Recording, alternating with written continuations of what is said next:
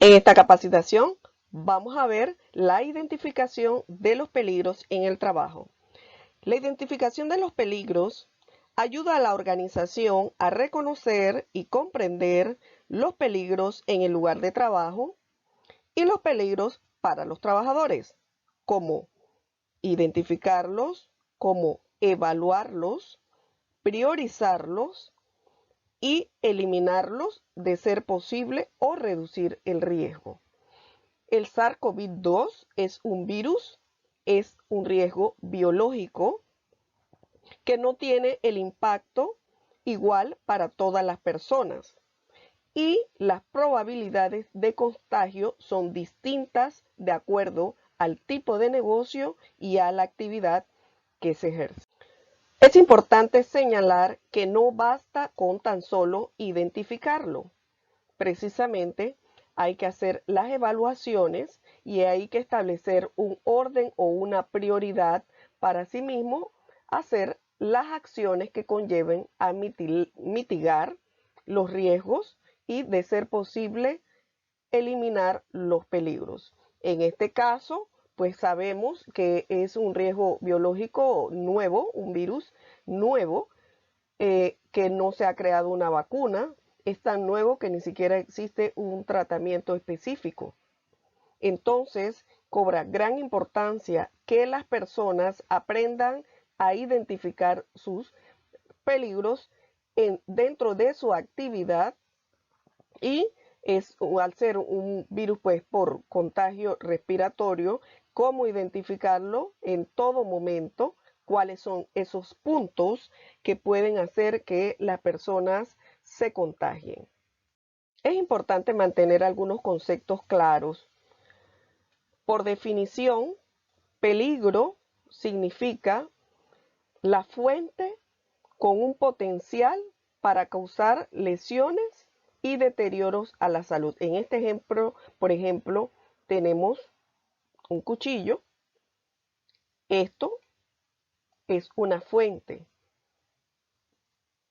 Probablemente un cuchillo por sí solo, a pesar de ser la fuente principal, por sí solo no va a provocar un corte, pero sí lo va a hacer la actividad que desarrollamos y cómo lo hacemos, eso es lo que realmente nos va a poner en riesgo. Entonces, un peligro puede ser una fuente, puede ser una actividad, puede ser una manera de hacer las cosas, incluso puede ser el desconocimiento de cómo se utiliza algo, en este caso, cómo se transmite algo, que sea eso el peligro.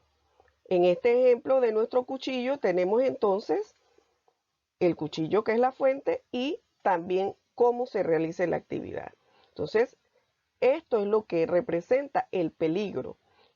Es el potencial, la diferencia aquí es el potencial, lo que lo hace que nos haga daño o no. Es diferente el riesgo. El riesgo es una probabilidad casi matemática, la verdad. El riesgo es la combinación de la probabilidad que ocurra un hecho y su impacto en la persona. Es decir, cuál es la probabilidad que la persona se pueda cortar y qué impacto tiene. Eso va a depender de cuán profundo sea el corte. Entonces, el peligro es algo específico, una fuente que puede ser un objeto, una actividad, una conducta, hasta un desconocimiento, pero un riesgo ya involucra un análisis y que combina qué qué probabilidades hay de que yo me corte. Por ejemplo, qué probabilidad hay que usted pase por un piso mojado y se caiga y qué lesión le puede ocasionar esto. Entonces, esta es una diferencia importante que nosotros debemos de conocer. Explicándole con el virus, aquí tenemos lo mismo, miren. El peligro es el virus. El SARS-CoV-2 es el peligro. Por sí solo, pues, él está en el ambiente, ya sea por un tiempo determinado o no, dependiendo de la carga viral, etc. Pero él entra a nuestro organismo por una conducta, ya sea porque toque algo, una superficie, o porque alguien emitió el virus, pasó una persona y ese virus entró por, ¿qué es lo que llamamos el contagio? Bueno, el riesgo, hablando en términos de sistema de salud y seguridad ocupacional, fíjense lo que es la combinación de la probabilidad de que ocurran eventos o exposiciones peligrosas relacionadas con el trabajo y la severidad, sinónimo de impacto, de la lesión y deterioro a la salud que puedan causar los mismos. Esto es algo casi físico, igual una actividad, un desconocimiento, etcétera, pero ya esto aplica dos variables importantes. ¿Qué probabilidades hay de que yo me contagie? Bueno, la probabilidad va a depender de su nivel de exposición. La probabilidad de que usted se contagie, pero un riesgo biológico específicamente en un trabajo, depende de la actividad que usted realice en el trabajo, ¿verdad? Entonces, y la lesión o la severidad es igual que el término impacto de forma general, es cuán grave sea esa afectación. Y hoy sabemos que el SARS-CoV-2 y la enfermedad COVID-19 no impacta igual a todas las personas.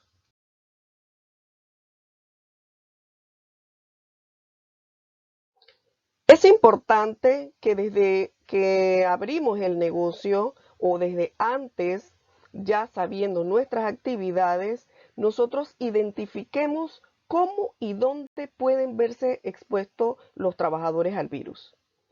No solamente eso, sino que esto debe ser participativo.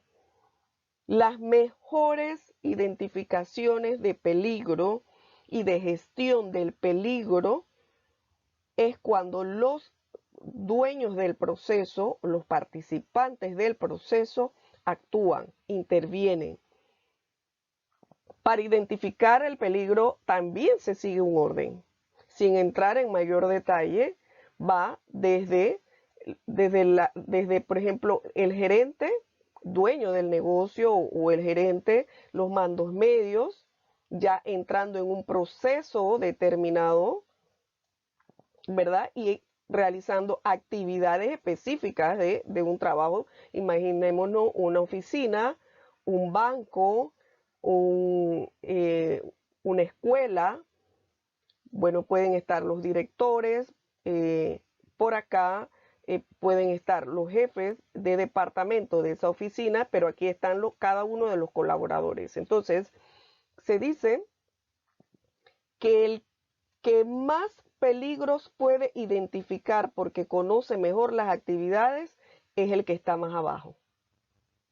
El gerente, al no participar directo en la actividad, va a tener a grosso modo, obviamente, una idea, va a saber cuáles son los objetivos de esa capacidad, generalmente, de esa actividad, realmente va a revisar los resultados.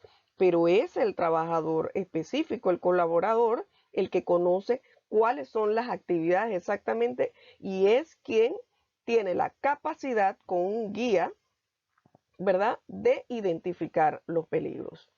Bien, esta identificación debe ser continua y proactiva. Es decir, no basta hacer una reunión y decir, yo pienso que mi actividad, mis peligros son este y este y este. No, debe de ser proactivo. Es decir, estar revisándolos continuamente en busca de algunos otros peligros que puedan surgir. Sobre todo porque realmente la empresa va a hacer cambios. Usted va a analizar y va a aplicar cambios. Y ahí pueden haber otros peligros y otros riesgos también de contagio. Entonces, todos estos temas tienen que darse la proactividad. Bien, hay que aplicarle los controles adecuados y cambiar estos controles si no funcionan. Esto es muy importante. Yo diría que lo más importante es capacitarlo para que ellos puedan identificar el peligro realmente en su actividad. Más allá de su actividad, recordemos que este es un virus muy especial de contacto de superficie. La intención es que las personas analicen cada uno de los puntos dentro de su puesto de trabajo, pero también en toda la empresa. Todos deben colaborar en verificando cuáles son aquellos puntos básicamente por contacto de superficie, ¿verdad? Si hablamos de una actividad dentro del trabajo. Igualmente, si hace una actividad fuera de una oficina, es externa, hace mensajería, hace visita a clientes, etcétera, allá también hay que identificar peligros. Los mismos edificios locales también tienen ciertos peligros que es importante que sepamos identificar. Entonces, cuando vamos a identificar un peligro, tenemos que conocer a qué nos enfrentamos, saber ver las superficies que todos tocamos, cuáles son, qué sistema tenemos de contacto en nuestra empresa. Aquí vamos a ver algunos ejemplos y importante, ahí mismo hay que aplicarles un control para mitigarlos. Bien, ¿qué debemos considerar cuando vamos a identificar peligros? En primer lugar, debemos considerar cómo se organiza el trabajo, cómo lo hacemos, qué actividades realizamos y las situaciones rutinarias y no rutinarias. Usted hace un ejercicio de recorrer en su mente, si no ha empezado a trabajar, de hecho lo puede hacer por sesiones grupales antes de iniciar. Yo recomiendo pues que se reúnan en cualquier plataforma y que hagan un recorrido no solamente de su actividad en sí, sino todo lo que hacen en la empresa, pensando siempre en el riesgo que estamos manejando, que es un riesgo biológico de tipo respiratorio, que entra por contacto de superficie y por inhalación, ¿verdad? Entonces, nosotros vamos a ver las actividades y las situaciones. Bien. ¿Cómo se realiza el trabajo? ¿De qué manera? Específicamente, bueno, yo recibo un documento de mi compañero o del proceso anterior de XY departamento, traemos esa documentación a la oficina, lo trabajamos de esta manera. Bueno, hay poco o mucho contacto con documentos, todo es digital, o a menudo pues tenemos que conversar sobre las diferentes estrategias que vamos a hacer para abordar este cliente, si es una recepción o una parte que atiende clientes. Usted recorre todo, desde que el cliente llega a su establecimiento, por donde entra, cómo es ese sistema de entrada, una vez ingresa al negocio que hace. Bueno, usted hace una actividad 1, 2, 3, le hace una demostración, la persona, si hay un probador, pues se prueba. Bueno, todas esas partes usted tiene que analizarla. Igualmente, si es externo, usted tiene que hacer un recorrido como un proceso. Los que ya tengan sistemas de gestión de calidad, ya tienen los procesos claramente establecidos. El que no, pues le va a tocar levantar el proceso para asegurarse de que cubra toda la actividad. Siempre es importante saber que Este levantamiento y identificación de los peligros va más allá del puesto de trabajo. Mire lo que dice aquí. Actitudes, fortalezas y debilidades del recurso humano. ¿A qué se refiere esto? Que usted también tiene que analizar, incluso, cómo es su compañero de trabajo. Porque las personas, las actitudes de las personas también son un peligro. Aquella persona descuidada, que anda siempre corriendo, que tiene, o sea, que se estresa, que no es organizado, que puede entrar, salir, tocar, que usted lo ve siempre corriendo, puede ser una fuente de peligro y es distinto totalmente a aquella persona que es más organizado, más calmado y presta más atención. Entonces, para eso nos referimos con debilidades y fortalezas. Entonces, ¿qué tenemos que hacer? Tenemos que trabajar con esas personas para así también se mitiga. O sea, un peligro, recuerde que no solamente es, digamos, una puerta, una cerradura, también es una persona y una actitud y una actividad. Bien, también tenemos que revisar obviamente la infraestructura, toda la infraestructura que nos rodea. Participen en todo, aunque no sea su departamento. Empieza por su departamento, por su área, pero también participe en las demás áreas. Entre todos podemos llegar a identificar claramente todos los peligros que hay. ¿Cómo hacemos esto? Se debe hacer con la integración del personal del área en cuestión, hacer una lluvia de ideas. Todo esto se puede hacer de forma remota, hoy lo sabemos, ir tomando nota de todo, ¿verdad? Integrar todo lo que se pueda, porque luego vamos a priorizar, a valorar y a priorizar estos peligros. Es decir, vamos entrando en contexto, nosotros tenemos que ver dentro de todo qué es más riesgoso, cómo controlo ese riesgo específico. Puse el ejemplo de una persona descuidada. Ese es un riesgo que se maneja de forma diferente. En cambio, una superficie específica yo lo puedo mitigar haciendo un programa de limpieza y desinfección adecuada, o lo puedo mitigar haciendo un cambio radical en ese sistema.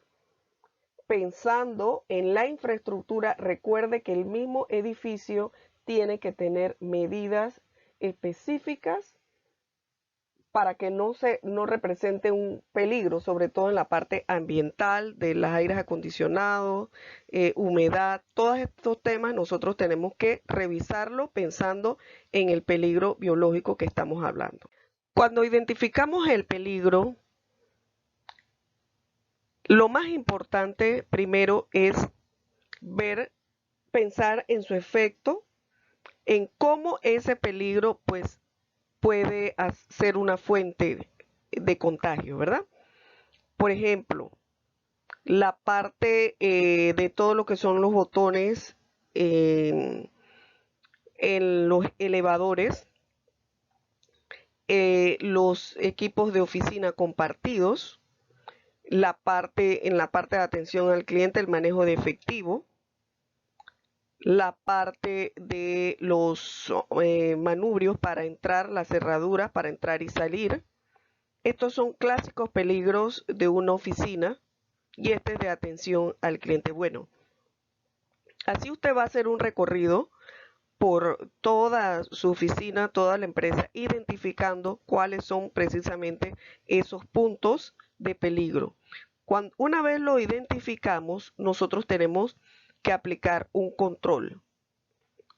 Los controles, sabiendo ya la jerarquía de los controles, que nos dicen que como prioridad tenemos eliminar o separar más bien la persona del peligro, entonces me lleva a pensar que usted aquí en la parte del dinero, podría, por ejemplo, definitivamente no recibir, y usted está aislando a la persona de recibir dinero.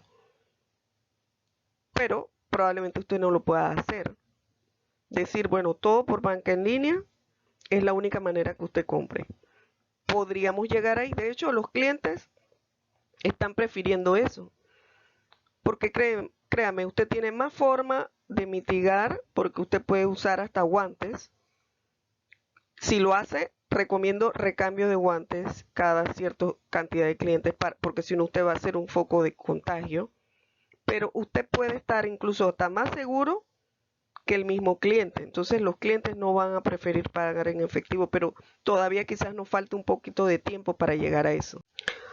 En la parte de las cerraduras, igual, usted podría cambiar todos los sistemas de apertura y cerrado de puertas. Y ahí usted elimina la fuente del peligro y listo. Por lo menos esa fuente la elimina. Porque ya las personas no van a tener que tocar esa área. De eso se trata.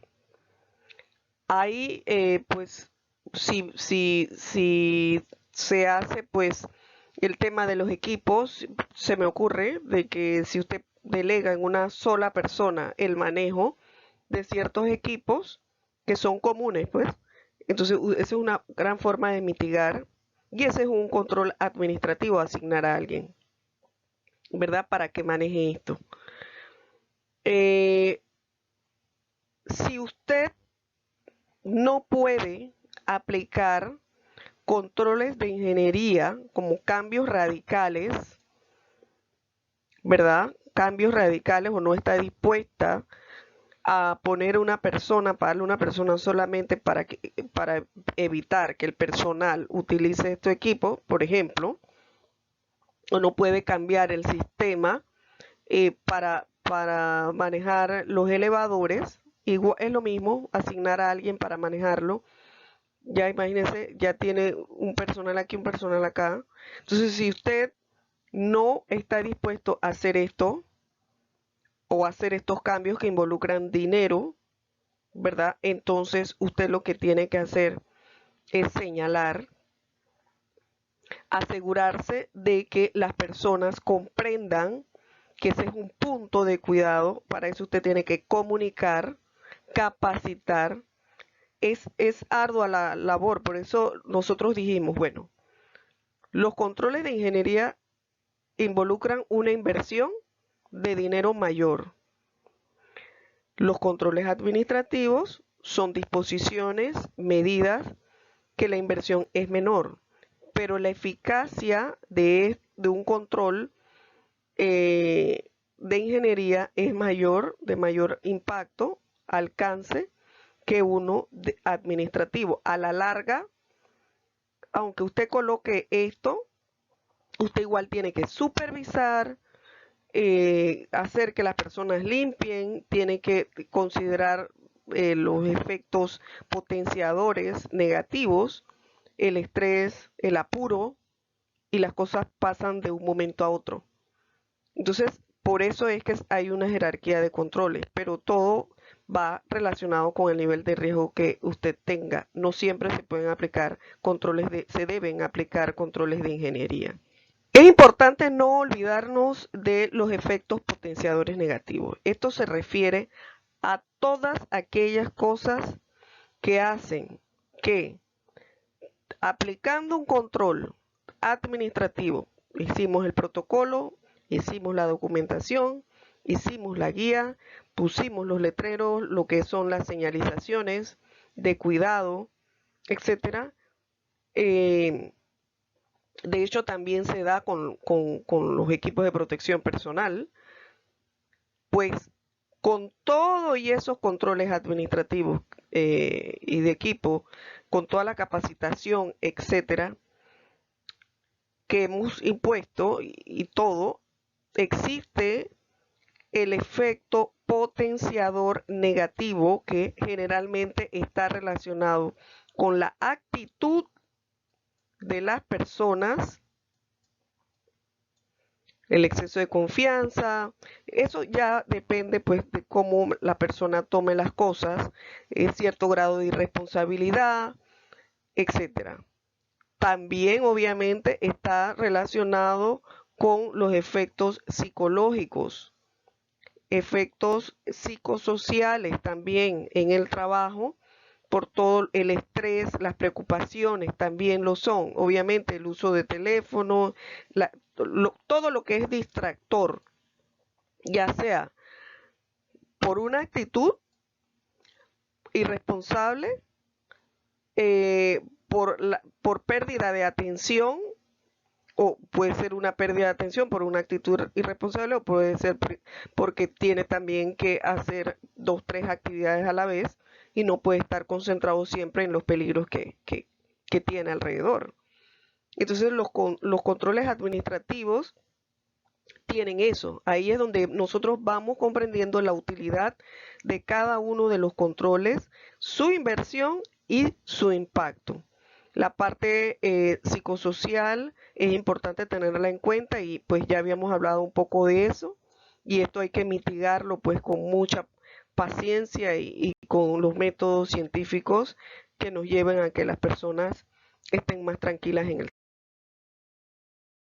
trabajo. Los efectos potenciadores, haciendo aquí gráficamente, teníamos el ejemplo eh, del cuchillo de la actividad. Un efecto potenciador es cuando la actividad lo realizo corriendo un riesgo, aumentando el riesgo. Por eso es un potenciador negativo, porque te aumenta el riesgo, la probabilidad de que el hecho ocurra. No es igual. Probablemente los controles te digan, usted para rebanar tiene que apoyarse, pero usted decide por una cuestión de actitud o de rapidez o por alguna técnica que usted tenga o por falta de capacitación, dependiendo del caso, hacer una actividad diferente, aumentando el riesgo de que el hecho ocurra. Bueno, en nuestro ejemplo del SARS-CoV-2 tenemos por acá pues la fuente que es el virus, una actividad, pero aquí tenemos un efecto potenciador negativo, que es el apuro, y que yo con toda capacitación, letrero y todo por una actitud del momento, pues por andar acelerado, pueda contagiarme y no tomar por no tomar las precauciones de tener las manos limpias, de tocar, de no limpiar, etcétera, y al final acabe pues con el contagio, que es lo que estamos tratando de evitar. Bueno, esto es lo que es el efecto potenciador negativo, y es importante que usted lo incluya en su matriz independientemente de los controles, y que se lo haga saber así a sus colaboradores, que esto existe y que es lo primero que tenemos que tratar de mitigar, y esto se relaciona con el autocontrol, la disciplina y con la actitud de prevención que todos debemos de tener en el trabajo.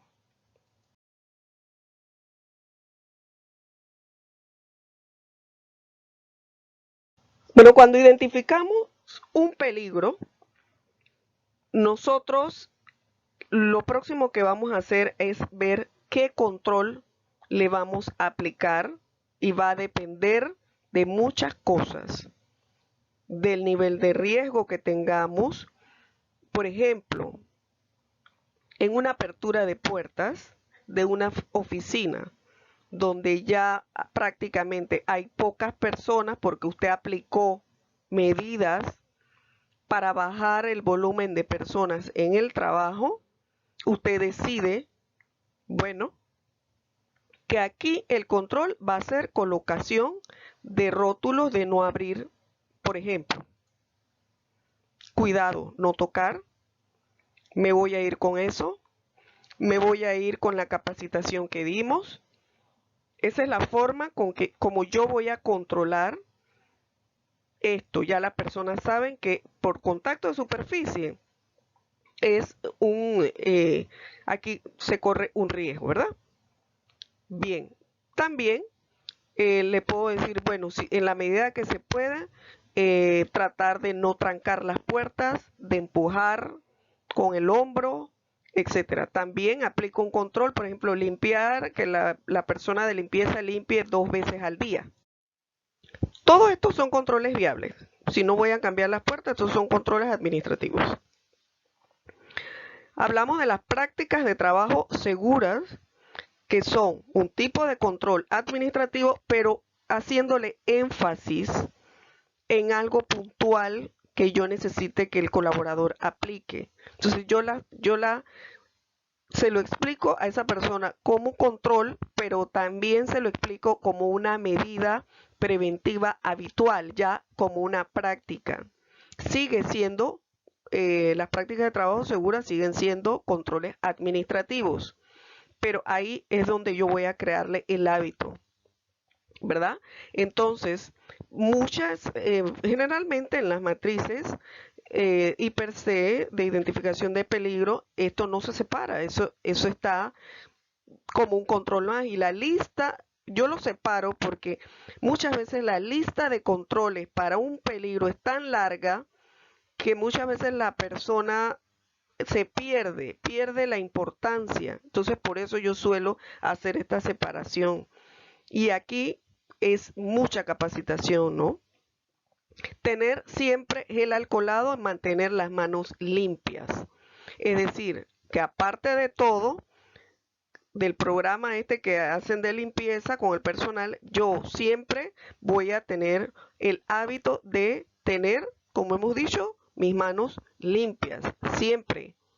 Manos limpias siempre. Eso significa que yo constantemente yo voy a estar limpiándome las manos. No basta con lavarme las manos frecuentemente. Tiene que ser siempre. Y eso lo consigo con teniendo a mano un alcohol, un gel alcoholado de chico de mano de bolsillo. Bien, estos son los controles que tenemos para este peligro entonces. Nosotros corremos con esto, dependiendo del nivel de riesgo. Obviamente le digo que si su empresa es de mucho tráfico, pues entonces considere cambiar esto. Porque esto es una cuestión que al final siempre va a depender y siempre vamos a tener la amenaza del efecto potenciador negativo, ¿no? Entonces, nosotros corremos con esto y siempre vamos a estar chequeando, sobre todo el equipo COVID debe estar chequeando la actividad. No es necesario, y esto es importante en bioseguridad, que usted tenga un montón de contagiados para darse cuenta que este control no existe, no es efectivo. Usted lo hace cuando verifica, usted va a tener un programa de verificación.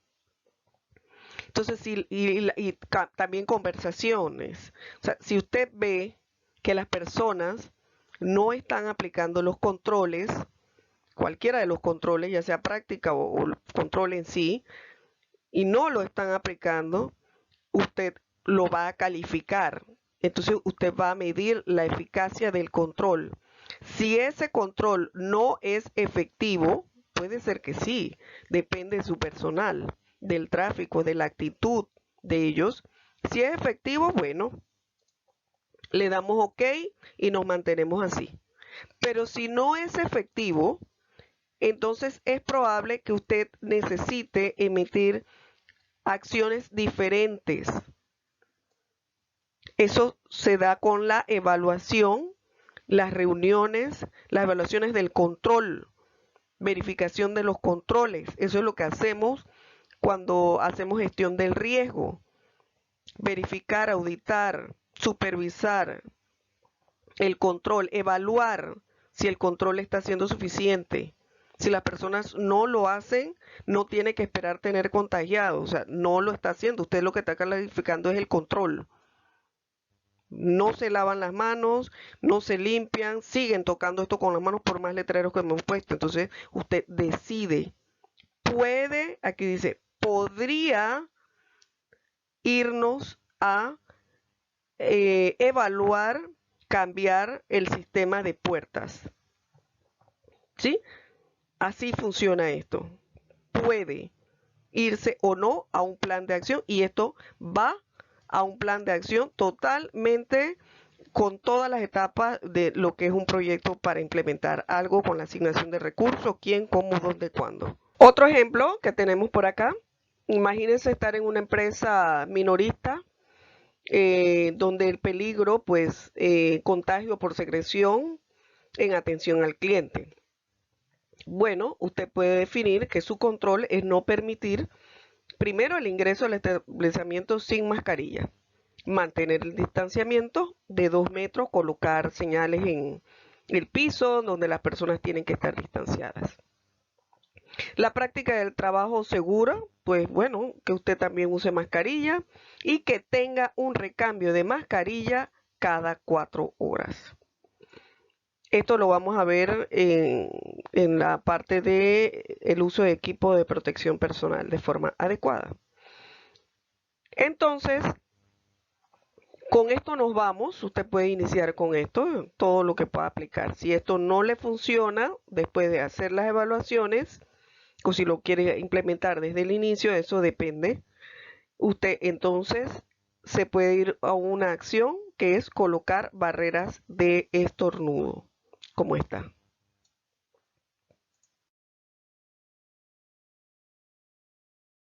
Bueno, por acá tenemos otro, lo que es, por ejemplo, un supermercado. Si pensamos pues en lo que es el contagio por el punto de pago, entonces el control podría ser promover el pago con tarjeta de crédito, no permitir el ingreso de clientes con guantes, evitar el tocar el dinero con la mano, ¿verdad? Práctica de trabajo seguro, tener siempre gel alcoholado y usarlo, obviamente. Manos limpias siempre. Ese es un hábito que tenemos que promover con todos los colaboradores de la empresa. Usar mascarilla, cambio de guantes cada X cantidad de tiempo. Ahí lo determinamos. Y pedir al cliente que deje el dinero sobre el mesón, por ejemplo, para que no haya un contacto directo. Bueno, si esto no nos funciona, entonces nosotros podemos implementar algunas cosas como por ejemplo aplicar placas plásticas en donde se coloque el dinero y con eso pues estarlo limpiando todo el tiempo. Y también ubicar en el supermercado existen ya terminales de pago a distancia que están pues distantes de la cajera y de hecho pues, las personas pueden ir pasando sus productos, al final les sale su cuenta, todo lo hace la misma persona y paga.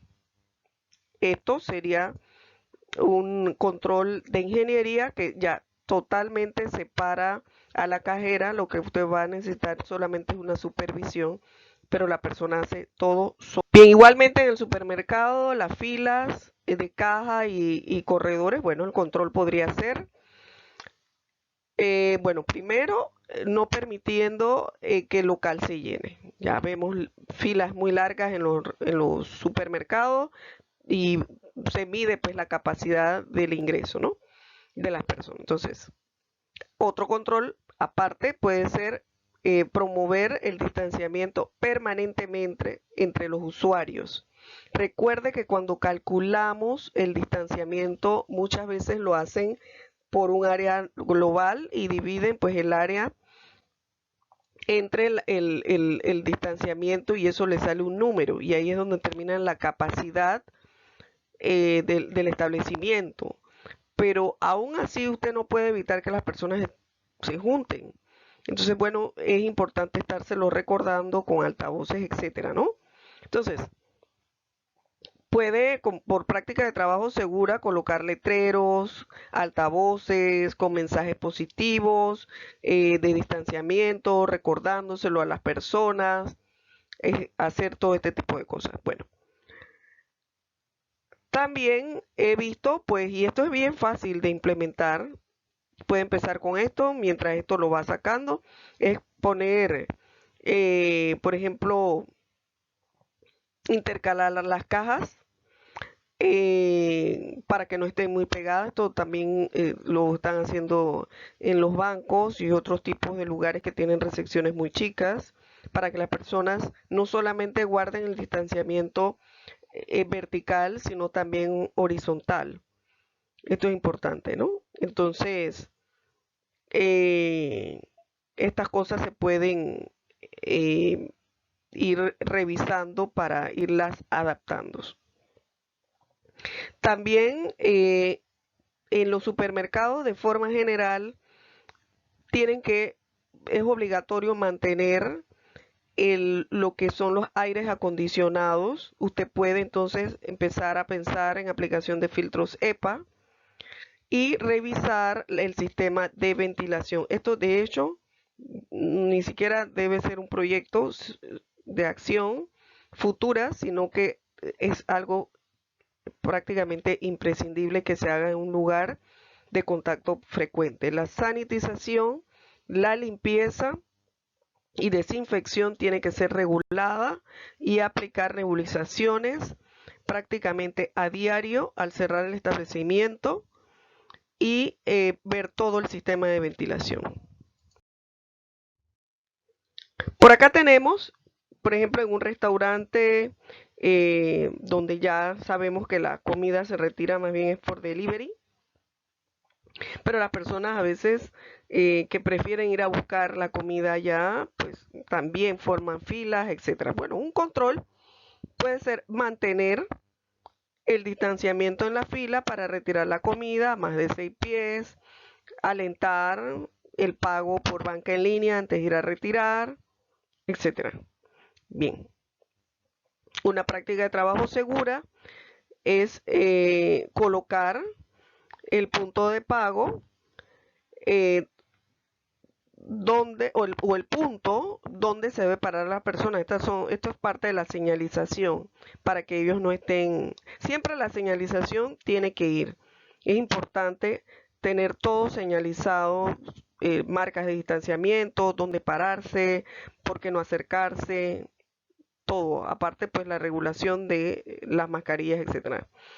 Bueno, una acción sencilla es aplicar delivery y que ya definitivamente sea solamente por delivery lo que es el proceso de entrega.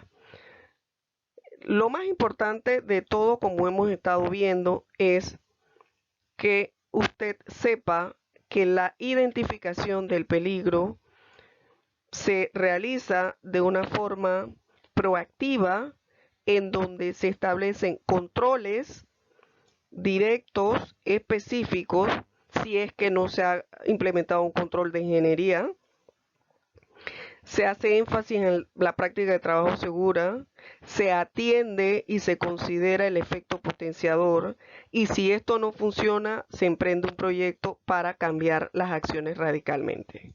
En este ejemplo, sobre el contagio por utensilios de los comensales en los restaurantes, pues es bien sencillito. Una vez abran los restaurantes, pues control de lavar todo con cloro al 0.5%. Una práctica de trabajo segura es que se utilicen guantes siempre para el retiro y manipulación de estos vasos, platos, utensilios de cocina. Y una acción sencilla sería pues todo manejarlo con platos y vasos desechables, probablemente con logos de la empresa, con mensajes de promoción y de prevención. Hoy en día sabemos que existen otros controles en los restaurantes que van más relacionados con lo que es la prevención del contagio por estornudos, colocando algunas barreras antiestornudos, ¿verdad? Y colocando en las mesas implementos para dejar mascarilla, teniendo gel alcoholado a mano, una forma de que las personas se mantengan con las manos limpias. Esto lo están ofreciendo los restaurantes para coadyuvar con la prevención del contagio entre los mismos clientes, ¿verdad? Entonces, esto es el tema que debemos de dominar aquí, este proceso que tenemos entre los controles y las acciones. Miremos este último ejemplo. Pues aquí simulamos pues el contagio en una empresa de manipulación de alimentos. Sabemos que el control es mantener el distanciamiento, ya sea de 1 metro, 1,5 metros o 2 metros. En este caso de alimentos se ha establecido y se ha sugerido los 2 metros porque usted tiene alimentos, suponiendo que estos son personas pues, que manipulan los alimentos. Aquí tienen un canal o un corredor de carnes y ellos empacan las carnes. Entonces ellos deben de mantener el distanciamiento de 2 metros. No se puede permitir que ellos no tengan este distanciamiento. Si esto fuera de 1 metro, aquí hay un error porque las personas no tienen, aunque tenga el distanciamiento bien de lado, no lo tiene de frente. Y aunque tengan mascarillas, tienen que propiciar el distanciamiento. Primero debe tener mascarillas por el tema de los alimentos, pero también se debe propiciar el distanciamiento y no se debe hablar. Todos esos controles usted lo puede tener realmente. Y práctica de trabajo segura, bueno, utilizar guantes, mascarillas en todo momento. Usted coloca eso, pero por ejemplo aquí usted dice, bueno, yo voy a tener mi corredor, mi actividad de la carne, pero lo voy a hacer solamente, mire, aquí usted está disminuyendo esto es lo que es la evaluación de la inversión versus la producción. Esto es bien importante.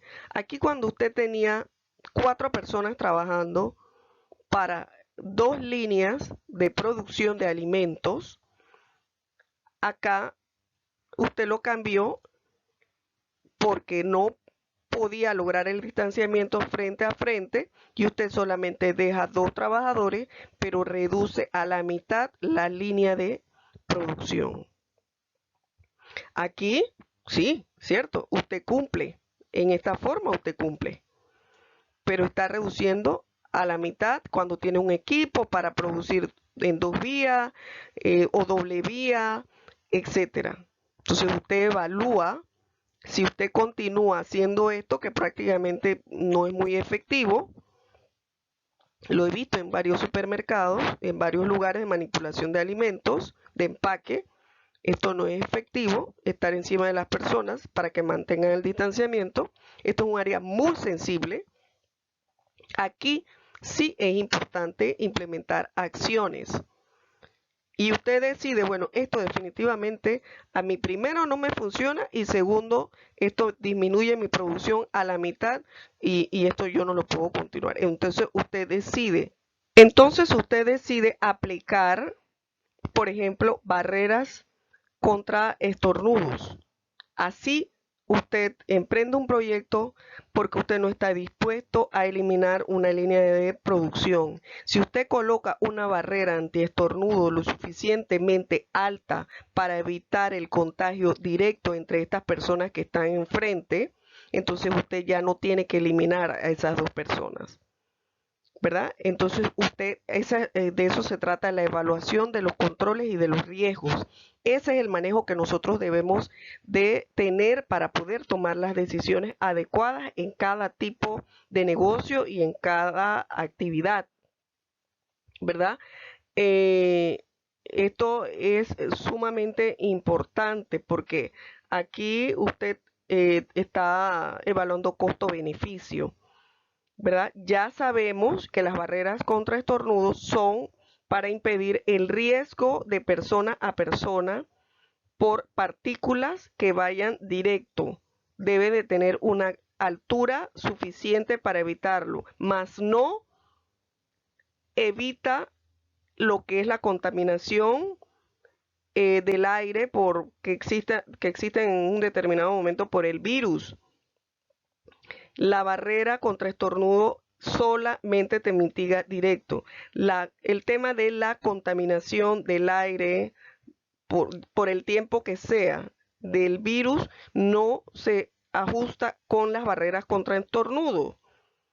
Eso se ajusta de otra manera, con ventilación, con aplicación de filtros EPA, con aplicación de luz ultravioleta, con la ventilación, demostrando con los índices de ventilación adecuada que realmente el área se mantiene con una circulación de aire adecuada. Ese es otro tema. Igualmente con los controles en el aire que debemos de implementar, que ya sabemos, controles de humedad, de temperatura, humedad de 40 a 60% de humedad, controles de temperatura de 20 a 24 centígrados y con la aplicación, ya dije, de luz ultravioleta, ya sea solar o colocando lámparas, dependiendo de dónde esté.